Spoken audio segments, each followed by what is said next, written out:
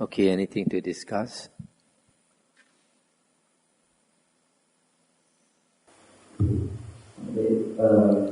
About this article of Bruce Nepalese young nun who's been gang raped in a train in a bus, and because of that she's been kicked out of the order. Is that normal? So I just want to know what your view of that is. Firstly, for a nun to be raped in India is quite common, especially like long ago, during the Buddha's time. But in the Vinaya books, we find even one Arahant nun called Upalavana, she was also raped. She used to stay alone in the forest kuti, and there was a young man who fell in love with her because she was very beautiful. So followed her to the kuti and hid under the bed. So when she came back after Pindabat and was alone, then he raped her. But we find in the Vinaya books that when this happens, then because the nun was forcefully raped, so she did not break any precept. So she does not have to disrobe. But in this case of this nun in Nepal, isn't it? Because she comes from a low caste. In India, Nepal, these countries, if you belong to a low caste, you sometimes the high caste people treat them like animals. So there is very strong discrimination, very unfair to them. So you see, like she's asked to disrobe, that's not proper, not according to the Buddha's teachings. You have to wait a while. Then on page 353, paragraph number. Page 357, paragraph number 13. So the Arahant is giving a parable of Abraham two wives. One is son, 10 or 12 years old, and the other is expecting and nearing almost about to give birth. Okay. And then he said, supposing the second one will cut open the belly, one of them is boy or girl, then that one will destroy the living embryo and the wealth. So I don't understand how that will destroy the wealth. Not really destroy the wealth. Destroy the wealth for the son. Suppose now the son to be the embryo to be born is actually a boy. Then by doing what she did, then the boy being killed, he would not inherit the wealth, so he has destroyed his wealth. The wealth for this baby. Because by slitting her belly, she has killed herself, killed the embryo, and the wealth for the boy is also killed, is also destroyed. There's provided it's a boy. Okay.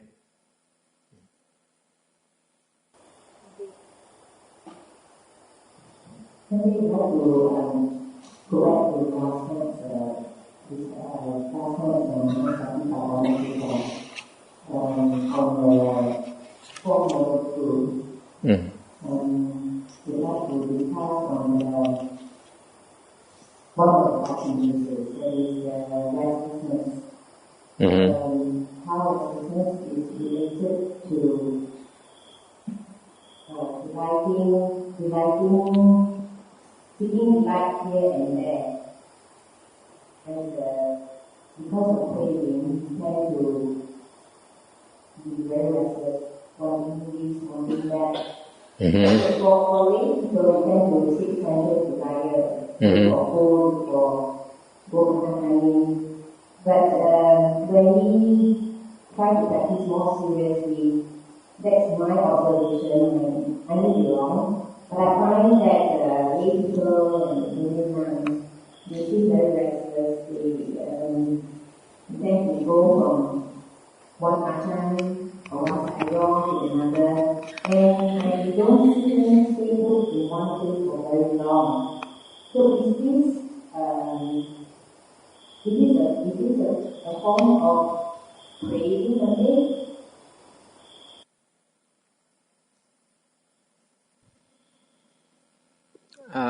When you say craving, normally we refer to craving for sensual pleasures, or the will to live, But in this case, it is plain restlessness, The fact that you cannot stay put in one place, is plain restlessness. But what about like some of us like to experience, I was thinking of more of craving to be somewhere or not to be somewhere. For example, if I want to be in this monastery, after a while I get tired. I want to go to another monastery, experience new things and getting new experience. Is that would it help in our meditation? Oh, it definitely does not help, because a lot of people don't realize that our real teacher is the Buddha. And now that the Buddha is gone, the suttas, our real teacher, that was stated very clearly by the Buddha in the Mahaparinibbana Sutta, when the Buddha said, take the Dhamma and the Vinaya as your teacher after I am gone. And the Dhamma refers to the suttas, as stated in Anguttara Nikaya 4.180.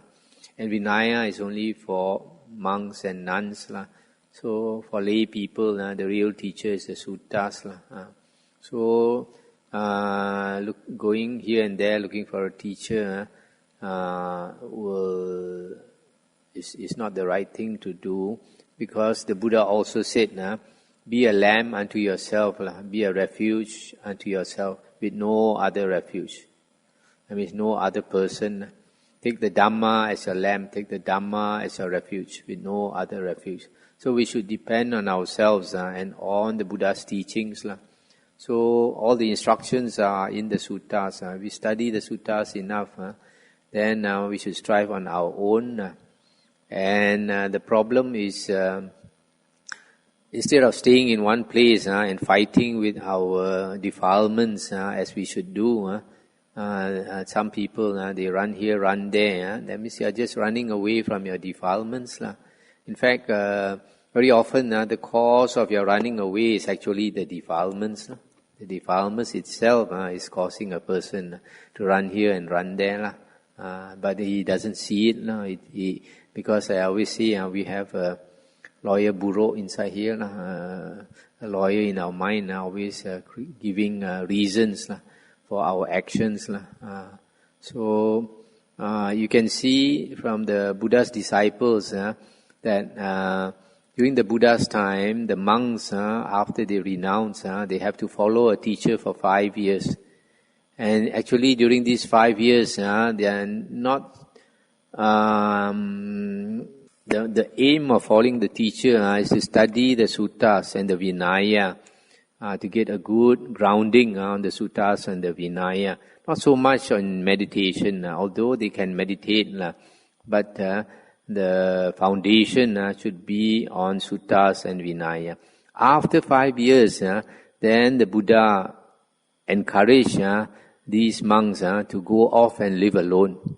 When they live alone, then they strive in meditation. Already with a good background, with a good foundation in the suttas and the Vinaya, then they go and strive.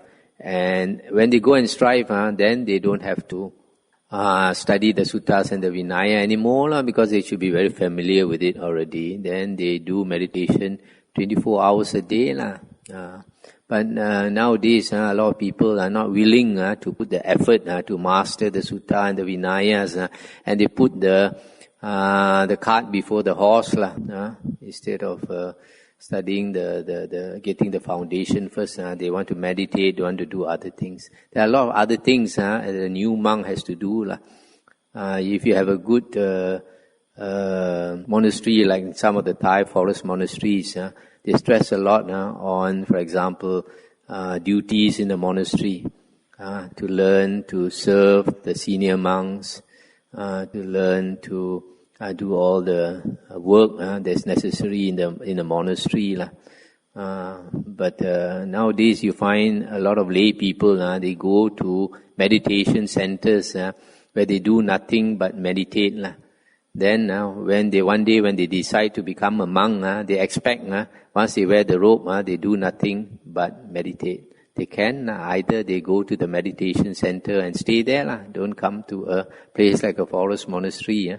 Forest monastery is more of a complete training, just like in the Buddha's time. During the Buddha's time, the monks had to build the kutis. It's not that the monks don't do anything. If they stay together in a monastery, they have to do all the work that is necessary to upkeep the monastery, to keep the monastery running.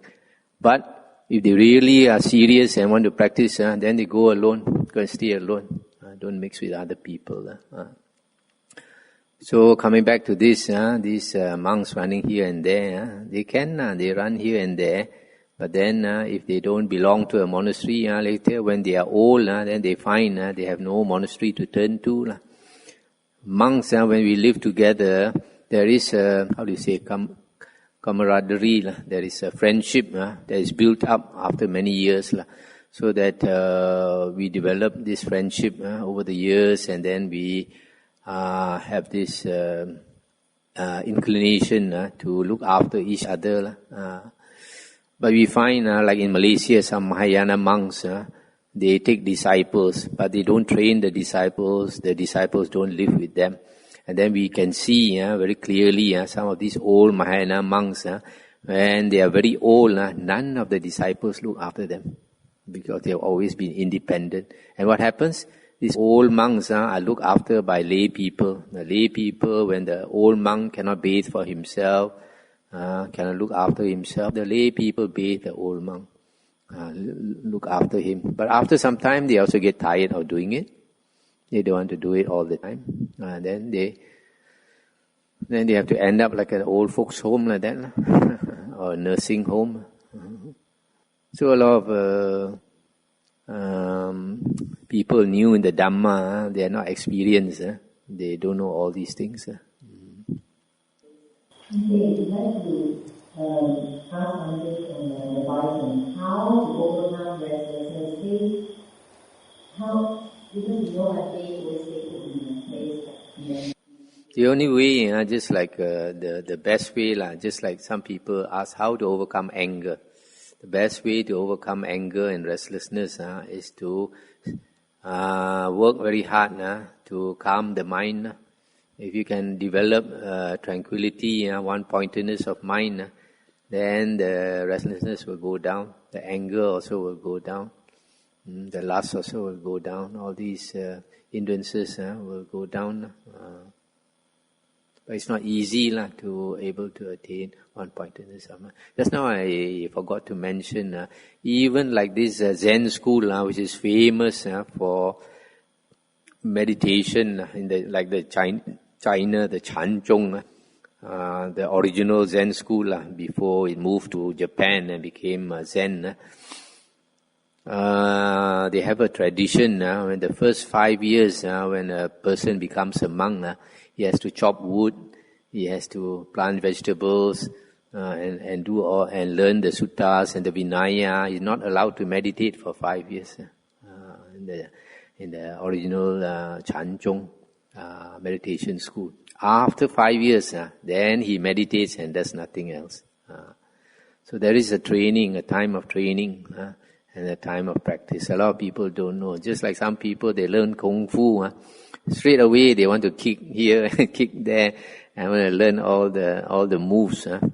But I've met an old man, a layman who came from China, who was trained in the real Shaolin Kung Fu. And he told me for 1 year, when he went to learn Shaolin Kung Fu, he was not asked to do anything except Ma Po, the what do you call it? The horse stance. Just that. Of course, a lot of people, they think, what's the use of all this? So one day he was doing his horse stance, the master came from behind and kicked him just behind the knee, and then he went down. So told him, if your stand is not strong enough and you fall down, you cannot fight anymore. So you got to be able to stand all the time, whatever happens, whatever blows. So this basic foundation, you see, real Kung Fu, 1 year you do nothing except just the Ma Po or stand. Foundation is not there how to kick, how to do all the other moves. So in the same way, if you want to practice meditation and all that, without the proper foundation in the suttas, the knowledge of what the Buddha taught, the proper Noble Eightfold Path, how to practice, everything is in the suttas. But you don't, you want to go straight into meditation, then you never become an expert. Half-baked, neither here, neither there.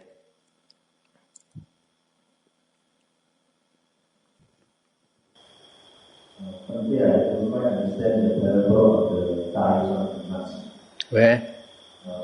Page 4, the two members using nuts as dice. 364. The parable of the two members using nuts as dice.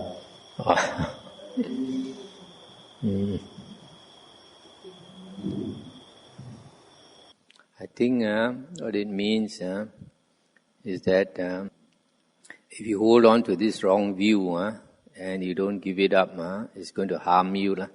Just like this person, he wants to cheat all the time. He keeps cheating, and then when people get to know it, then he will die like this. You can cheat once in a blue moon. What did Abraham Lincoln say? You can what? You can fool some people some of the time, and you can.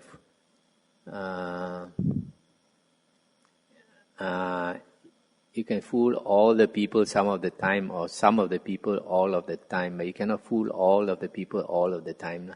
So here, like this man, he wants to cheat all the time, then he will suffer for it. Once people know that he cheats, then this is the result. Put poison in that thing. So if you hold on to the wrong view without changing it.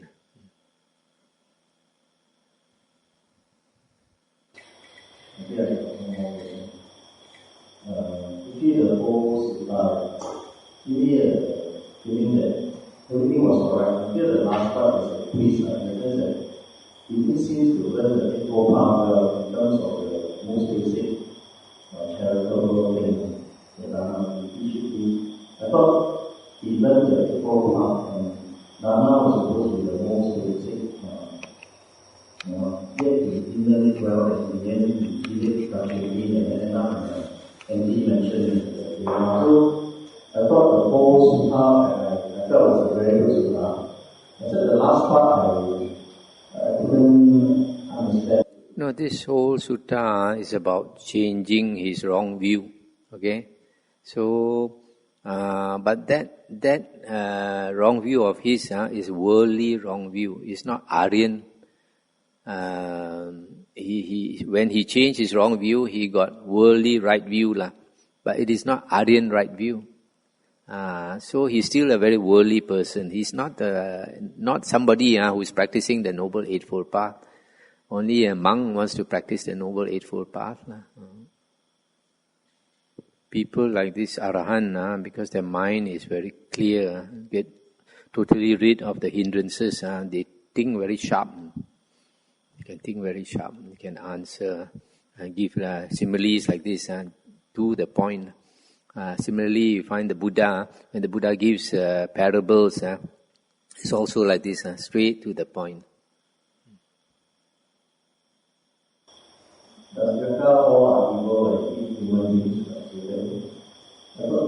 Not all. Is there a job for No. Yakas are like mountain spirits. We have heard of fierce mountain spirits. There are some people, they climb the mountains, and the mountains seldom climb, and sometimes they get into serious problem. Sometimes they go to these kind of places, then they get lost, and then a few days later, people find them dead. There is a sutta called the Attanatiya Sutta. I think we haven't come to it, where the king of the Yakas came to teach the Buddha protection, a chant, and he said that many of these Yakas, they don't like the Buddha and they don't like the Buddha's disciples because their way of finding food is to kill. Just like these nagas, snake spirits, garudas, because they are low spirits. To find their food, they have to kill, to eat. Just like human beings, a lot of human beings, we hunt to get our food, kill. So this Attanatiya Sutta, the Yaka king, taught the Buddha chant to teach to other monks, so that when they go to lonely places and they meet these fierce yakas, if they do this chant, there are the names, you call out the names of many of these yaka chiefs, like tiger generals, warlords. So when these yakas hear, they get scared. Taiko, calling the name of the Taiko.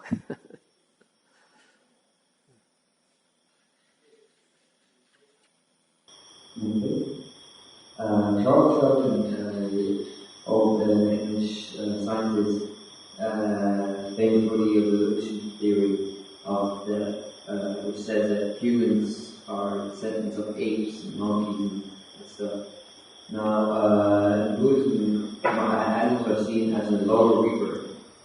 It's said that we humans are descendants of animals. Well, some may say we are animals. What is the human realm? Human realm is supposed to be higher than animals. But among humans also you find a great difference. Those in European countries and America you find because their blessings are higher, they have a better life. And those with lower blessings, like in African countries, then they suffer more. Or like today, you went to this mentally retarded children's home. You find these children, their level is like an animal. But generally, humans are supposed to be higher than animals.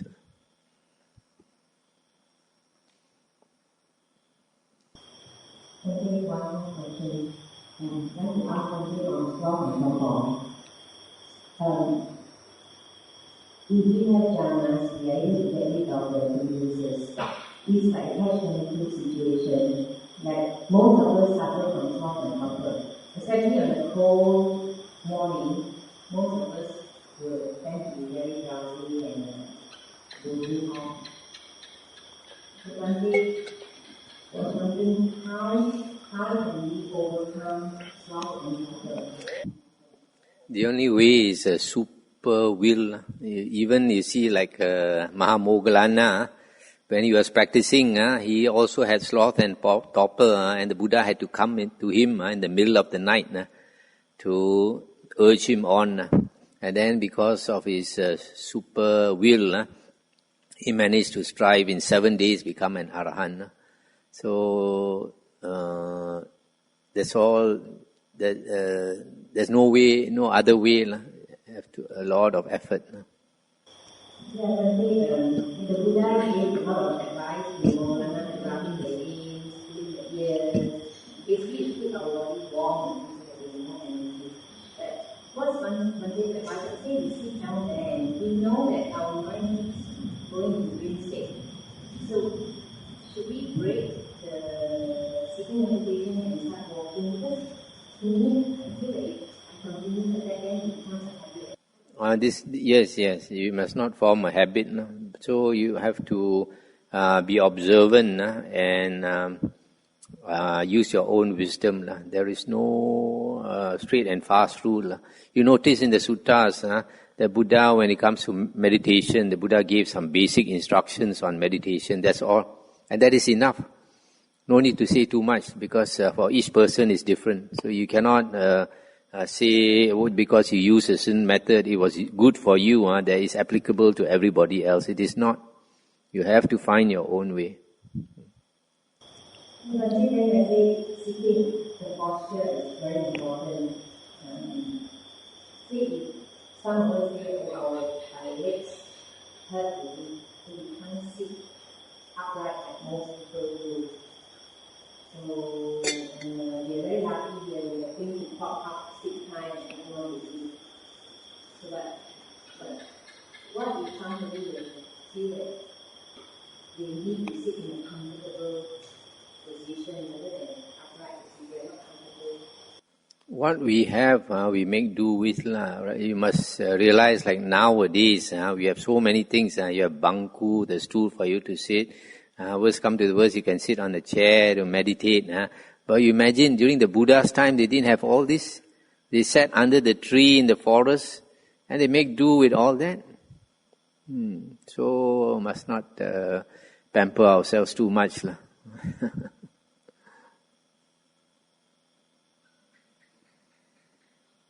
Come, let's end here.